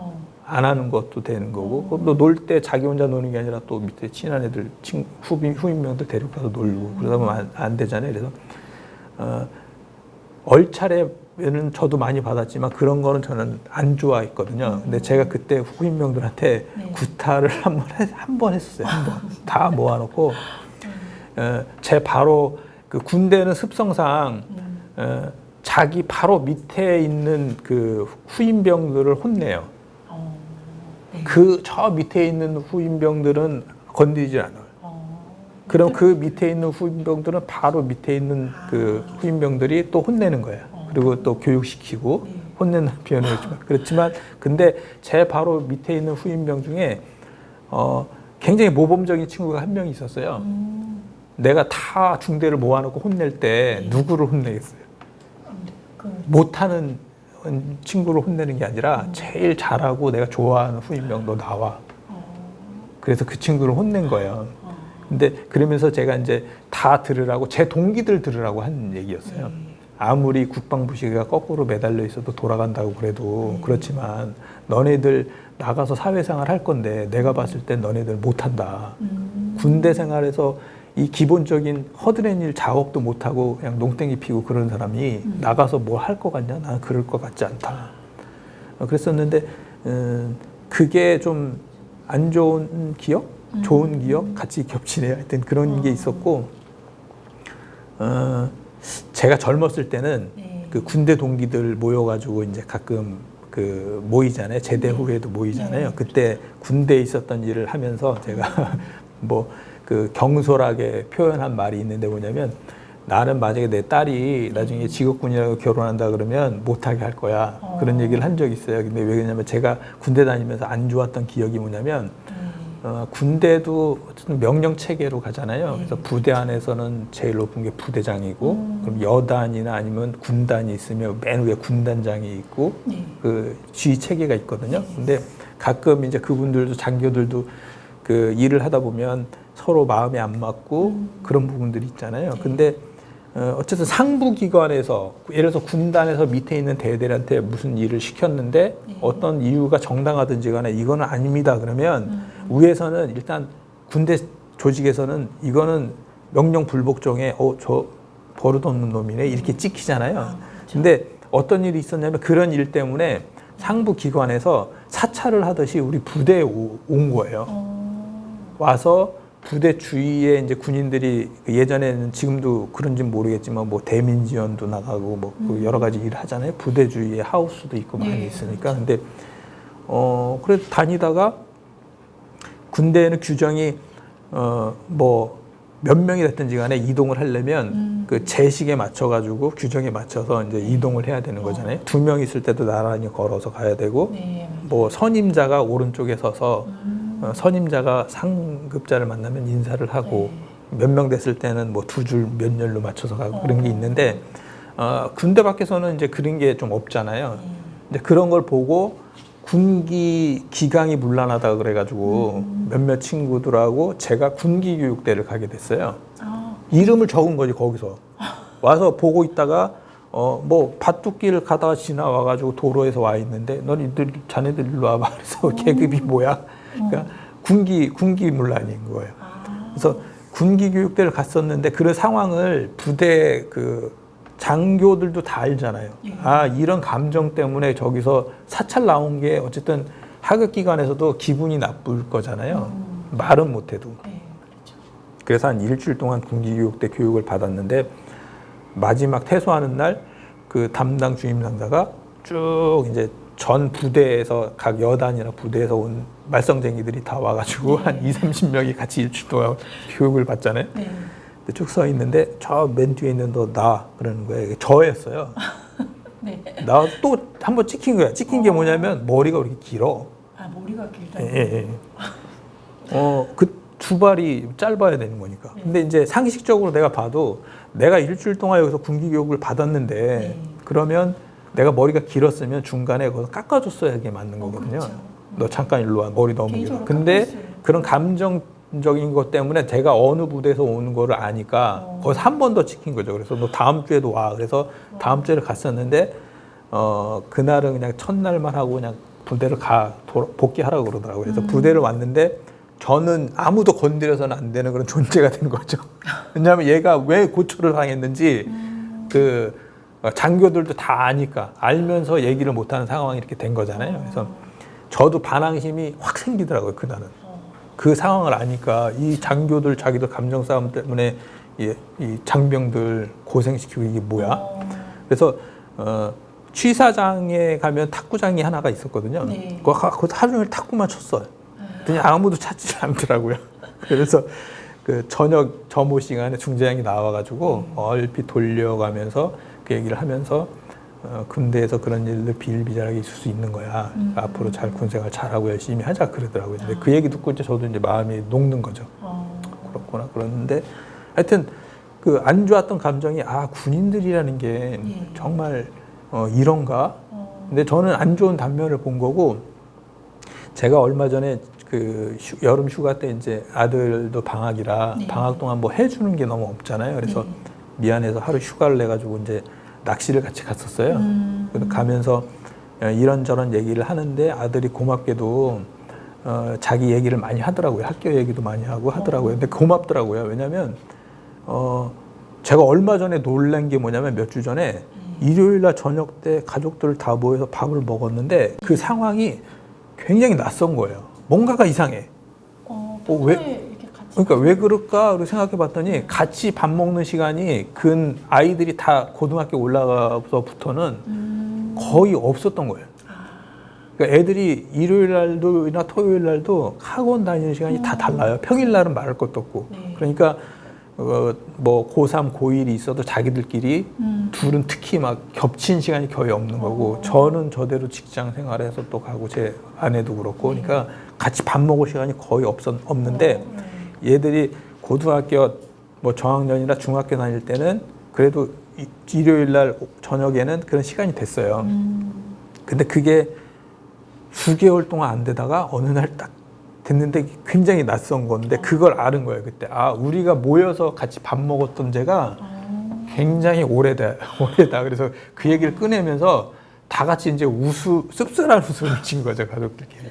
그런 상황이었는데 그냥 평일날은 이제 말할 필요가 없잖아요. 그런 관계라 맺을 시간이 없다는 게. 그래서 아들하고 같이 가는데 그런 얘기를 많이 하더라고요. 근데 얘가 많이 컸구나 그런 걸 느끼면서도 이제 고마움을 많이 느꼈어요. 근데 이제 제가 이 얘기를 왜 드리냐면 이제 아버지로서 또 사회를 먼저 살았던 선배로서 또 남자 대 남자로서 뭔가 얘기를 해주고 싶은 거예요. 그런 조언이라든가 그런 걸 얘기를 해주고 싶었는데 좀 전에 군대 생활의 그런 어떤 기억 그런 감정들이 많이 남았던 이야기들이 있어서 그 얘기를 하나 해줬어요. 근데 뭐냐면 제가 훈련소에를 갔는데 훈련소는 더 힘들잖아요, 생활이. 그냥 뭐, 그런 상황이었는데, 식당을 가면 식당에서도 말 한마디를 못 하겠거든요. 밥만 먹고 나와야 돼. 그 자기 대기 시간에는 그 식당에 소대별로 서서 군가만 불러요. 계속 군가 부르다가 시간이 자기 순서가 되면 순서대로 가는 거예요. 근데 그 안에서는 말도 못하게 하고 그러는데 식판을 들고 이제 가서 배식 쭉 줄에 서 있잖아요. 배식 파는 그 위에 현판이 큰 게 하나 붙어 있었는데 거기 뭐라고 돼 있냐면 강한 자에게는 약하고 약한 자에게는 강한 자가 되자. 이게 붙어 있었어요. 훈련소에. 근데 제가 사회생활을 하면서 가장 느낀 게 뭐냐면 사회는 그 반대라고 느꼈어요. 저는. 직장 생활도 마찬가지고 우리가 사는 사회에는 그 반대라고 많이 느꼈어요. 강한 사람한테는 약하고 약한 사람한테는 강한 거예요. 그러니까 요즘에 매스컴에도 그런 얘기가 많이 나와요. 그래서 약한 사람은 밟아서 자기가 강자가 되는 거예요, 세상은. 근데 강자한테는 자기가 하나 없이 약해져. 가서 구두라도 핥으면 핥고 그런 게 사회라고 느꼈거든요. 그래서 얘는 남자고 특히 그러니까 이제 남녀 구분은 없어야 되지만 하여튼 저는 그런 걸 많이 생각해가지고 지금도 뭐 제 자랑을 그런 하는 얘기는 아니고 제가 성격이 거울들 같다고 생각해요. 그래서 거울에 서면은 제 모습이 보이잖아요. 근데 이제 이거는 반대가 되는 거울이죠. 뭐냐면 내가 사람을 대할 때 그 사람이 나한테 비춰주는 대로 나는 행동을 한다고 저 나름대로 소신이고 그래요. 그래서 상대방이 왈왈왈 짖으면 저는 그거는 그냥 두질 않아요. 같이 짖어. 조금 더 강하게 짖어야 얘는 앞으로 안 짖어. 그거를 전 습득을 했거든요. 사회생활을 하면서. 그래서 경험을 한 거예요. 아, 이 사람들은 이렇게 대해주면 그는 상대방에 맞춰가지고 강자에겐 약하고 약자에게 강하게 살아는 습성이 들어있는 사람들이라 내가 그냥 나의 모습대로 그냥 있으면 안 된다. 그런 것들을 저는 겪었거든요. 그래서 너가 짖어? 5번 짖었으면 난 한 6번 정도 짖어줘. 그러면 이제 그런 걸 경험적으로 많이 느꼈거든요. 그래서 이제 아들에게 그 얘기를 꺼내면서 아빠가 겪은 사회는 그런 것 같더라. 딱 이 비유가 맞더라. 강자에게는 약하고 약자에게는 강한 것 같더라. 그런데 사람은 그렇게 살면 안 된다. 아빠는 그렇게 안 살려고 노력을 했고 그러다 보니까 힘든 게 많지만 너는 아빠의 제 아들이 그 아래 꼬맹이들을 같이 데리고 뭐 할 때 제가 한번 유심히 본 적이 있었는데 아주 자상하게 잘해주더라고요. 그럼 보면서 아, 얘가 어쨌거나 제가 잘난 건 없지만 저의 유전자를 50%는 받았을 거 아니에요. 네, 그렇죠. 제 아내 걸 50% 받았고 그래서 너도 분명히 그런 게 있을 거다. 남을 못 살게 부는 사람들을 봤을 땐 분명히 너 안에서 그런 게 나올 거다. 저거 그냥 두면 안 되는데 그러면 피곤해진다 사람이. 괜히 불필요한 논쟁이나 싸움에 휘말리게 되고 그렇지만 세상의 순리대로 세상에서 돌아가는 순리처럼 강자한테는 약하고 약자한테는 강하게 살면 안 된다. 그건 네가 알아서 취해야 될 문제지만 넌 분명히 유전적으로 그런 게 있을 거야. 근데 그런 얘기를 해줬는데 그게 그 훈련소 동안 배운 거였어요. 근데 군대는 딱 맞잖아요. 강자한테는 약한 거잖아요. 선임병은 그냥 강한 거야. 그 사람이 잘났던 못났던 난 약한 거죠. 근데 후임병들한테 내가 강한 거고 그렇게 그런 논리로 군대가 돌아간다고 생각을 느꼈거든요. 근데 거기서는 반대로 가르친 거죠. 그 식당에서 현판은 이런 게 아니야. 강자한테는 내가 강해야 되는 거고 약자한테는 내가 강해야 되는 거야. 근데 현실하고는 우리가 군대에서 계급 사회라 계급에 따라서 명령에 따라서 그게 그 명령이 합리적이든 비합리적이든 그렇게 움직이는 거야. 누구나 알잖아요. 그러면 내가 불합리한 명령을 받았어도 여기 군대니까 내가 따라야지 이렇게 생각을 할 텐데 실제로는 그런 현판은 그게 아니라고 다 가르쳐 주더라고요. 그 현판에 강한 자 앞에서 강하고 약한 사람은 약자. 예. 근데 그걸 들었을 때 이거 이렇게 살아야 되는 게 맞네. 우리는 군대니까 아니면 사회가 이렇게 돌아가니까 이렇게 살아야지 생각을 하지만 이게 아닌데 그걸 가르쳐 주고 싶었어요. 아들한테. 멋진 아버지신데. 그건 모르겠어요. 근데 하여튼 중요한 부분을 말씀해 주신 것 같아요. 그래서 그런 군대에서 그런 느낌들 그런 게 있었고요. 아까 말씀드린 그 우리의 간부들과의 어떤 감정 싸움 그런 것 때문에 안 좋은 기억도 있었고 그 중에서도 좋은 거 안 좋은 게 항상 다 있는 것 같더라고요. 사람들이 모이면.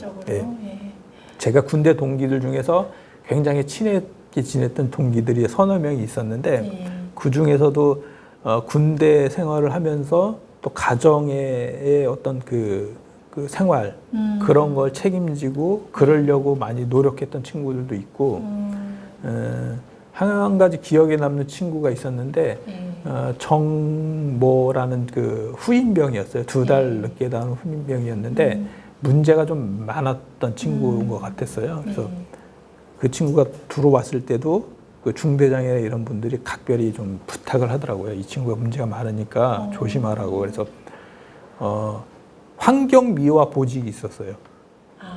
부대를 다니면서 청소를 하는 거예요. 그 친구들은 원래 그 공식적으로 그런 보직은 없어요. 근데 왜 그러냐면 그 친구들한테 훈련이라든가 다른 상황들을 같이 생활을 하면 못 견디면 안 되기 때문에 그 친구들은 그래서 안 좋게 표현을 많이 하잖아요. 군대에서는. 그래서 네.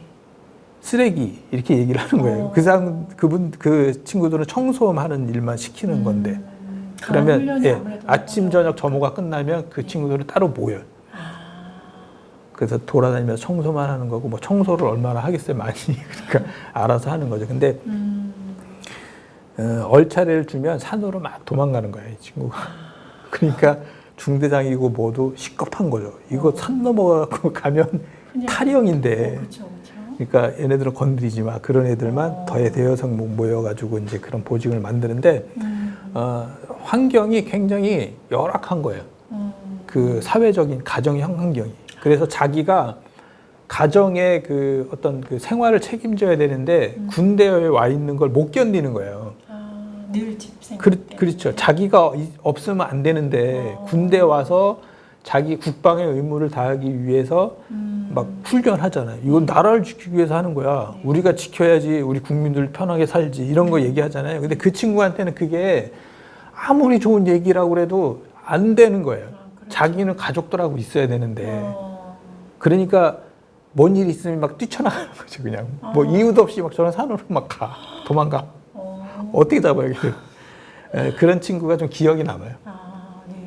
그래서 좀 말해보면 약간 좀 뭐 어눌한 것 같고 이게 좀 감정 능력이 좀 없는 것 같고 그런데 자세히 들여다보면 아, 얘가 이런 사람도 있구나. 근데 군대에서는 그렇다고 그걸 봐줄 수가 없는 거예요. 너 집에 가. 그렇죠. 그럴 수는 없는 거잖아요.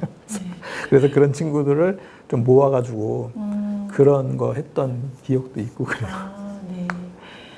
다양한 사람들을 많이 만났을 것 같아요. 그러면 군 생활에 대해서 하나 마지막으로 좀 더 여쭤보고 싶은 건 군에 계실 때 국가적이나 또 사회적인 이슈가 됐던 어떤 기억나는 사건 때문에 군 생활에 어떤 영향을 받은 적이 있으셨어요? 예, 그 김일성 주석이 1994년 7월 사망을 해서 네. 그때 전쟁이 일어난다고 그랬죠. 네, 그쵸. 한참 그래서 이제 긴장을 전체 군이 이제 비상 네. 외박 예출 안 되고 비상 근무하고 그런 상황이 있었고요. 개인적으로는 그때 작은 아버지가 돌아가셔서 네. 좀 문상을 못했던 군에 그런 기억이 계실 때 있고. 작은 예. 아버지도 돌아가시고. 그리고 제가 정확히 기억은 안 나는데 간첩 그 침투 사건이 한 번 있었어요. 네. 그때 맞물려 가지고 그 당시에 대통령이 김영삼 대통령이었나 그랬거든요. 네. 근데 그분이 그 인천 지역의 군부대를 방문한다고 그러더라고요. 근데 그때 시점에 맞춰 가지고 인천 지역에 간첩이 침투했다. 그래서 진돗개라고 해서요. 네. 군인들도 이제 간첩도 이런 경찰 이런 것도 잡지만 군대도 거기에 맞춰 진돗개 1, 2, 3 이렇게 발령을 하거든요. 네. 그래서 3이 제일 강한 건가 아마 그럴 거예요. 거기까지 가면 실제로 무장공이라든가 간첩이 여기 온 거야. 그 지역에. 그럼 그쪽 지역 군인들은 진짜 전지 상황하고 준전지 상황이 되는 거죠. 그 상황이 된 적이 있었어요. 근데 그 상황이 참 재밌다고 느낀 게 그러면 자기 주위 부대에 있는 자기 지역의 산속을 다 수색을 하는 거예요. 부대원들은. 네. 발령이 났고 간첩을 잡아야 되는데 어디 있든지 중요한 게 아니잖아요. 자기 지역은 자기가 수색을 해야 되니까. 그래서 수색을 하는데 대통령이 오니까 실탄 지급이 안 되는 거예요. 그렇잖아요. 네. 내가 똑같이 군인이라도 쟤를 못 믿는 거지. 대통령이 와 있는데 좀 이상한 사람이 이상한 짓 하면 안 되잖아요. 근데 그래서 수색을 나가는데 실탄 없이 수색을 나가는 거죠. 상황이 그렇게 됐지만 네. 좀 아이러니하다는 생각을 그때 했었어요. 이게 진짜 간첩이 만약에 진짜 그 지역에 왔다 그러면 그 상황은 달랐겠죠, 그죠? 그런데 그런 상황이 아니었으니까 너희들은 나가서 수색을 해. 근데 실탄 지급은 안 돼. 그 이유는 대통령이 이쪽 인천에 와. 그러니까 다른 데도 다 비슷했을 것 같아요. 그런 상황이 있었고 또 재밌는 상황이 한 번 있었는데. 네. 군 부대를 짓는데 그 작업에 저희 중대가 이제 동원이 된 적이 있었어요. 수개월 동안. 네. 군단장님이 방문을 오잖아요. 방문을 해서 오는데 방문해서 올 때 간식 같은 걸 주는 거예요. 건빵하고 뭐 이런 걸 주셨던 것 같아. 그 전날 미리 보내줘요. 군대장님이 가셔갖고 너네 공사하는 거 시찰을 할 건데 군인들 병사들 내가 갈 때 줄 거 없고 이거 좀 맛있게 먹고 줘. 그런 좋은 뜻으로 주는 거죠. 네. 근데 이제 이 경화됐잖아요. 군대 조직이 딱딱하잖아요. 그래서 잘못된 그 폐해가 뭐냐면 그걸 아침에 주면서 먹지 말라는 거예요. 왜요? 군당장님이 몇 시에 헬기 타고 올 건데 헬기 소리가 나면 그때 너희들은 각 작업장에서 앉아서 쉬어. 쉴 때 먹어. 그러다가 혹시라도 군단장님이 와서 건빵 어디서 났나? 이렇게 물어보면 네, 군단장님이 주셨습니다. 이렇게 대답을 하면서 쉬면서 먹으라는 거예요, 자연스럽게. 아, 네. 근데 한 100명, 200명 병사들이 있으면 별의별 사람이 다 있잖아요. 그 안 지키는 사람들이 있잖아요. 그렇죠. 중간에 건빵 체크를 했는데 누가 먹었네, 미리. 네. 너 나와. 그래서 이제 맞는 거죠. 또 혼나는 거지. 그래, 에피소드라고 생각하시면 될 것 같아요. 그랬던 기억도 있고. 그래서 야, 군대 조직이라는 게 참 이게 뭐야. 재미있네요. 네. 아, 군생활 이야기를 듣다 보니까 시간 가는 줄 모르겠습니다. 저희가 좀 추가 질문을 지금 조금 더 드릴 텐데요. 성남동에 관련된 이사 이주했던 그거를 좀 기억을 더듬어서 여쭤볼게요. 초등 2학년과 3학년 때 성남동에 이사를 하셨는데 그렇다면 성남동 학교로 전학을 갈 만한데 동인천 학교를 꾸준히 다니신 초중고 그때 다니신 이유가 있으실까요? 제 기억으로는요. 그 저희가 그 동인천에 살았는데 전동에도 살고 그리고 그 화평동에도 살았는데 그 동인천이 지금은 굉장히 구도심지잖아요. 그러다 예전에는 거기가 인천의 도심지였어요. 중심지였고 그러다 부평, 주안, 부평, 그다음에 뭐 송도 이런 식으로 시대적으로 그 발전한 상황에 따라서 젊은 사람들이 모이는 데가 이제 도심지가 되는 거잖아요. 그래서 예전에 동인천에는 그 대동 학생백화점하고 서점, 미림 서점 이런 게 굉장히 유명했거든요. 큰 서점이. 그래서 학생들이 항상 그쪽에 가고 그랬었는데 어쨌든 그 주변으로는 그 뭐 판잣집이라고 할 만한 그런 데가 사실은 많아요. 그래서 저희도 그쪽에 살았지만 거기는 어쨌든 도심이에요. 가옥은 비록 뭐 슬레트 지붕에 뭐 허름한 그런 데였지만 산동네고 그랬지만 그런 데였는데 어머니가 이제 장사를 하기 위해서 거북시장에 가서 포장마차 장사를 하기 위해서 성남동으로 이사를 왔는데 여기는 완전히 시골인 거예요. 깡촌인 거죠. 그래서 그 성남동에 살면서 제가 재밌다고 생각한 게 뭐냐면 초등학교가 성남초등학교 하나밖에 없었어요. 그러니까 시골이라는 게 다 그렇잖아요. 동네 사람들이 다 그 학교 선후배인 거예요. 근데 나는 아닌 거죠. 그죠? 저기 이 동인천에서 다 축현 초등학교 다니다 왔으니까. 그런 데서의 어떤 벽, 괴리감 이런 것들이 가끔 없지 않아 있어요. 왜냐하면 자기끼리 모여서 얘기를 할 때 친구들이 야, 이 형은 몇 기 선배야. 뭐 다 성남초등학교 다녔어. 근데 저희 어머님이 전학을 시켰어야 되는데 그런 거에 대한 선입견이 있으셨던 것 같아요.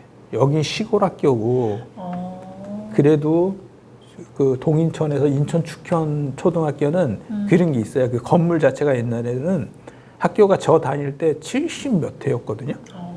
그러니까 일제 시대 때 지은 학교예요. 전통이 오래. 그러니까 전통이 굉장히 오래된 거죠. 그러니까 그런 거에 대한 자부심이라든가 아니면 지리적 위치가 그렇다고 판단을 하셔갖고 전학을 하지 말고 너 그냥 다녀라 이제 그러셨던 것 같아요.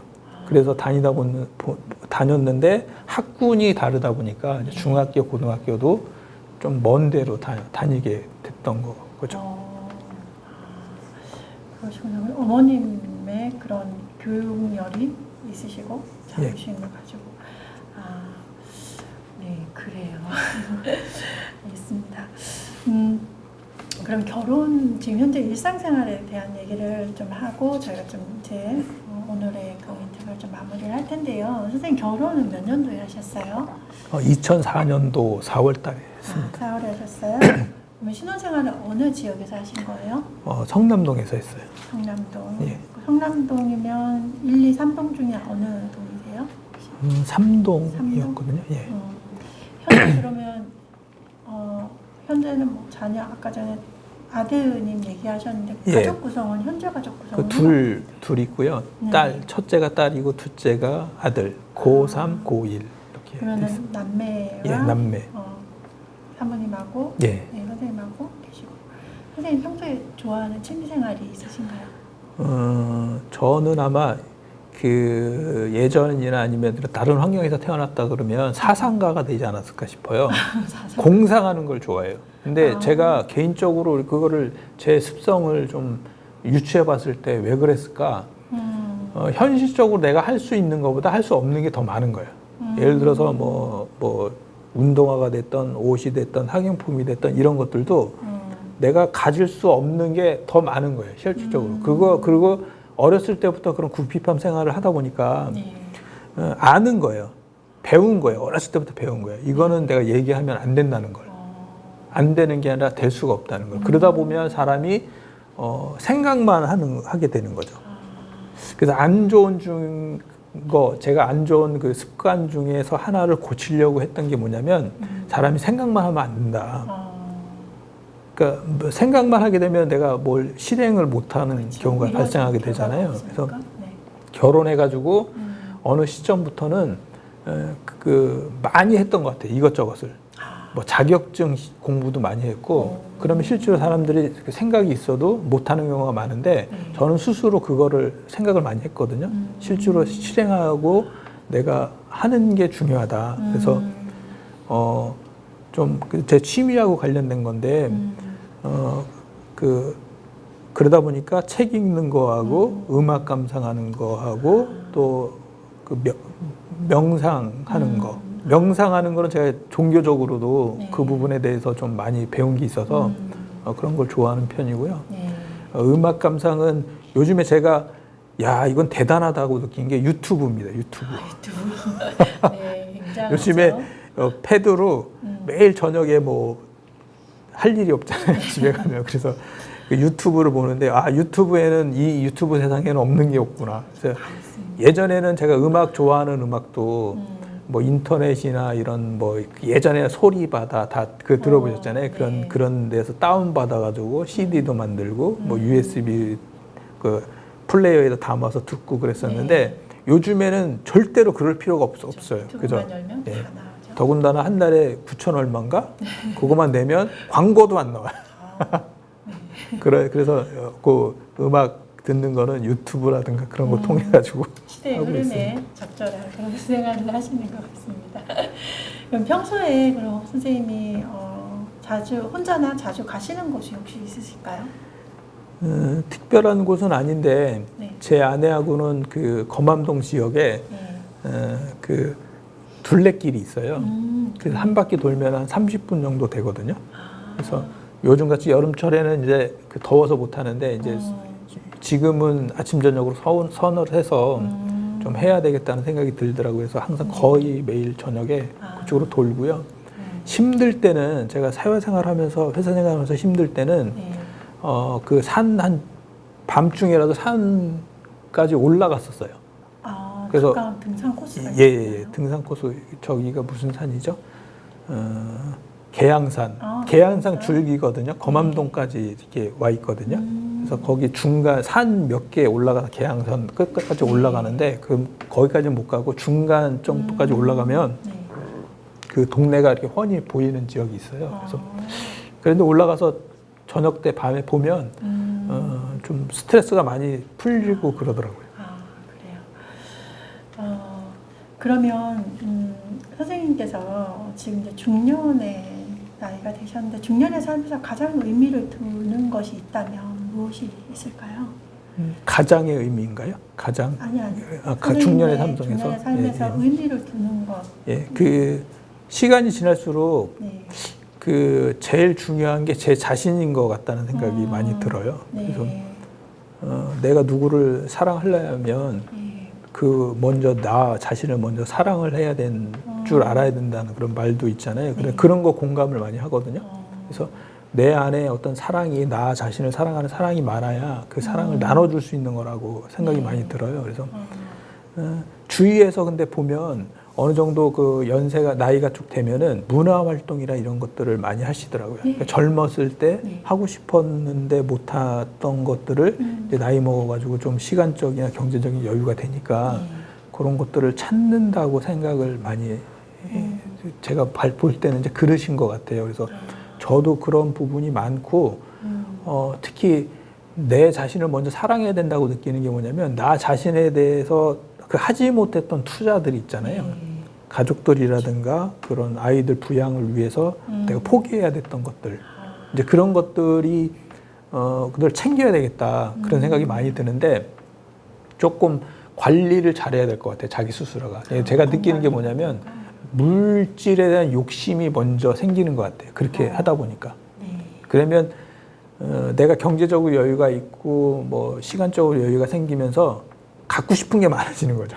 예전에 못했던 거. 네, 아무래도. 그리고 저희 아이들한테도 미안하게 생각하는 거 하나가 뭐냐면 사달라 그러면 사줘요. 제 아내는 그래요. 당신은 사달라는 거 사준다고. 나는 못 가졌기 때문에 얘는 사주고 싶어. 뭐 이렇게 얘기는 하는데 변명은 하는데 저 자신에게도 마찬가지인 것 같아서 조금 조심해야 되겠구나 하는 생각이 많이 들어요.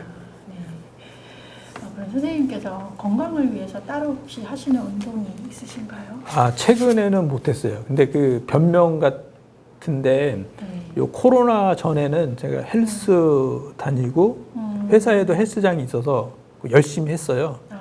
그리고 아내하고 같이 그 산책하는 거 그거 중요하게 생각했는데 코로나 초기에 한 1년 동안은 밖에 나가면 사람들 아무도 없었잖아요. 그렇죠. 그래서 저도 그랬었고 이제는 조금 해야 되지 않을까 싶은 때인 것 같아요. 그래서 운동은 그거 뭐 헬스하고 그래요.